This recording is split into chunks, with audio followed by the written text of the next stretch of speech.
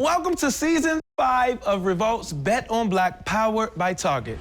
A life-changing opportunity awaits for one of our 9 HBCU students competing for a chance to win cash and prizes totaling up to $100,000. They always bet on themselves, and this bet could change everything. We invited 3 prestigious entrepreneurs to judge the challenges and share invaluable lessons with each student. One shot to build an empire. Who will win?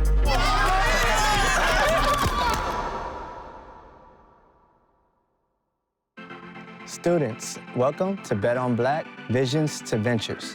I'm proud to introduce you today to the incredible Janell Stephens, founder of Camille Rose.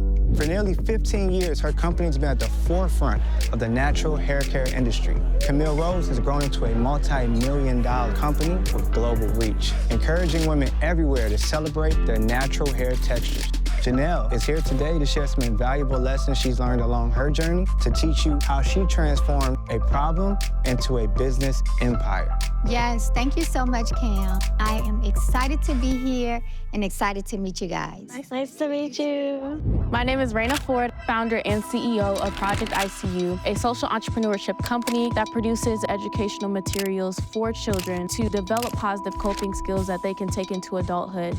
My name is Gabrielle Graves, and I have a baking business called Gigi's Delights. I've always been a baker of the family. It's something that I love to do. It's a way for me to honestly fund everything that I need in school.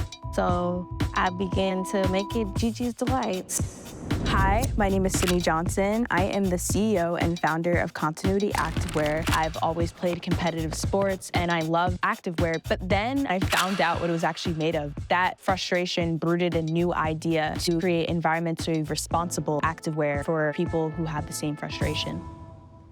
Janelle, the stage is yours. Yes. So I started Camille Rose out of a need for solving the issue that my kids was having, severe eczema. My daughters had curly hair. I had a relaxer back then, and I knew that I did not want to put a chemical on their hair. I brought them to every doctor that I could find to help them with their eczema. I went to every store. I thought I was buying organic and natural products to use, and nothing worked. I told myself, you know what? I am going to take it upon myself to help them, to solve the issue that they were having. Back then, I knew nothing about the beauty industry. I knew nothing about hair care, skin care. I had no equipment, no laboratory at all. But I had one thing, and that was this mixer. This was my #1 tool. Where did the name come about? The name Camille Rose, I wanted to dedicate the brand to my grandmother, who inspired me so much. She lived until she was 99 years old, and she was like a holistic medicine person herself. And she had a front yard full of roses, and when my grandmother passed away, it was winter. And so all the roses in her yard was dead, except this one rose. That rose is what you see in my silhouette. It's dedicated to my grandmother. Wow, Yeah. that's amazing. Wow. Thank you. I started educating myself about herbs, butters, oils. I studied under an herbalist for a whole year that taught me about ingredients that really made a difference, that could really nourish and moisturize the skin. And it worked. Wow. I became so obsessed with formulating and making products and giving it to my family and my friends. Still not knowing how to have a business, how to get into this industry, I knew nothing. But Google was my best friend. So I Googled a laboratory. I got somebody on the phone, a chemist, and I said, can you help me? I have this diaper rash cream. I was so excited. And then he started talking about dollar signs. He talked about things that I knew nothing about, and I kind of got discouraged.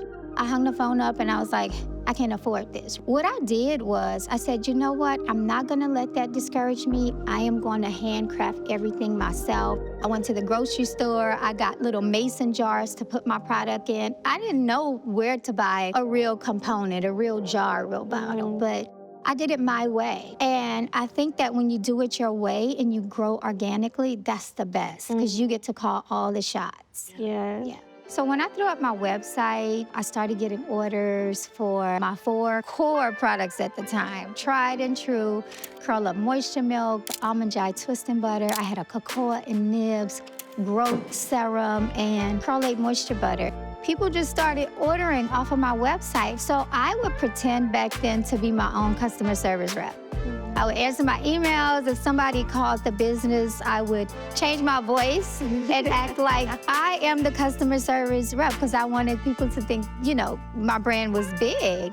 I am in my kitchen just packing the orders, putting my labels on them, going to the post office to ship them. And from that point on, you know, we had to hone in on Camille Rose hair. I just see a lot of parallels between her and myself, making her own products in her kitchen from scratch. I'm in a similar boat with my business. I self-publish all of my books, also outsource all of my materials. I believe just speaks to having grit.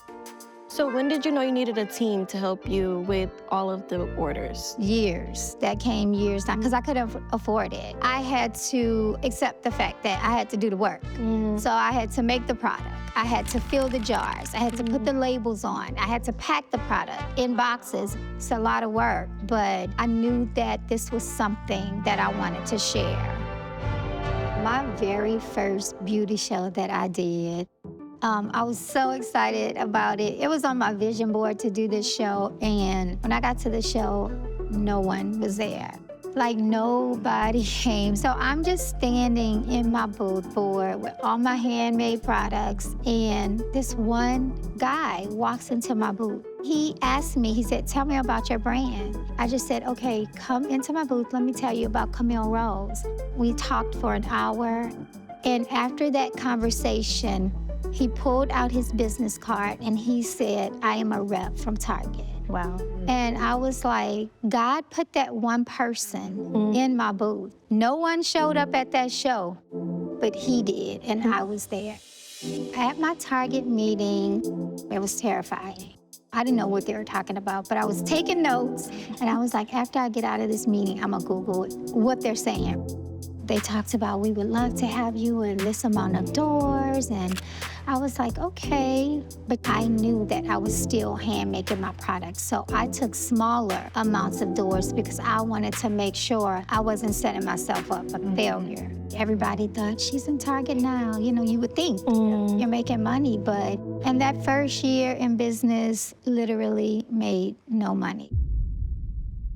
So even in those difficult times, making your own products from scratch by yourself, how did you stay true to still quality over quantity?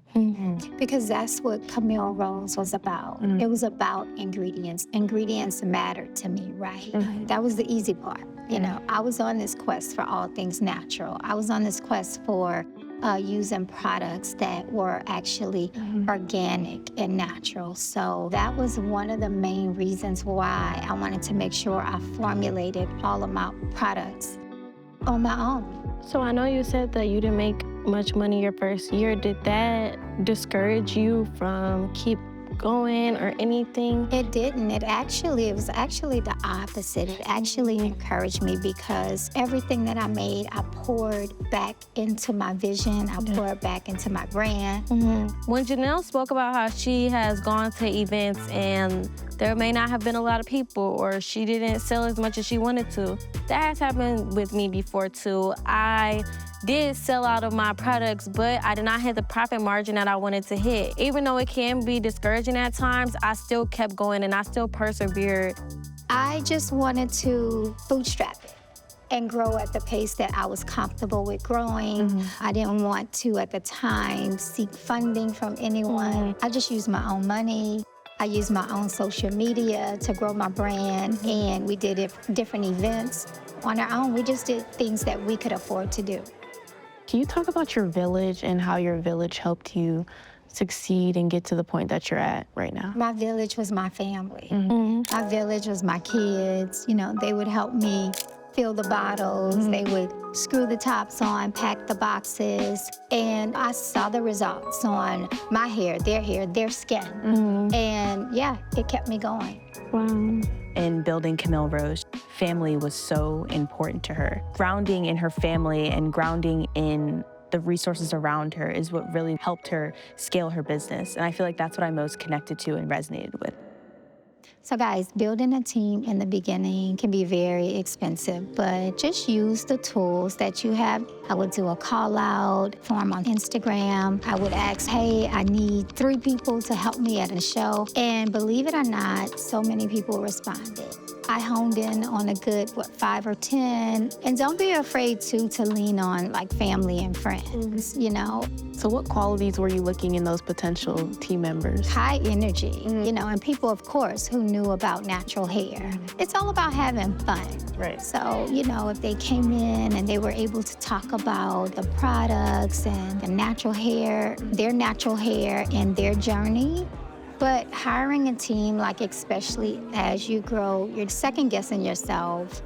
That's gonna come naturally. And I made mistakes. At first, I would, okay, I'm gonna hire based off of their resume. And I did that, but it would not be a good fit, right? What I learned from that is I am gonna start hiring based off of the energy that they give off during the interview.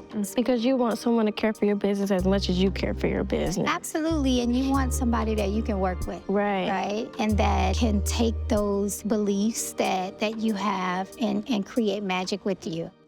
So guys, when I finally found the right manufacturer, it was so funny because she's a chemist, and I call myself a kitchen chemist, and she said, Janelle, you know what, I really want to start my own business as well. I went to her, guys, with my little notebook of formulas that had a pinch of this and a dash of that, right? We sat there and we made, you know, my formulas into a true formula. Then she created this manufacturer just for Camille Rose. Wow. So when I found the perfect partner in my manufacturer, I was finally able to grow.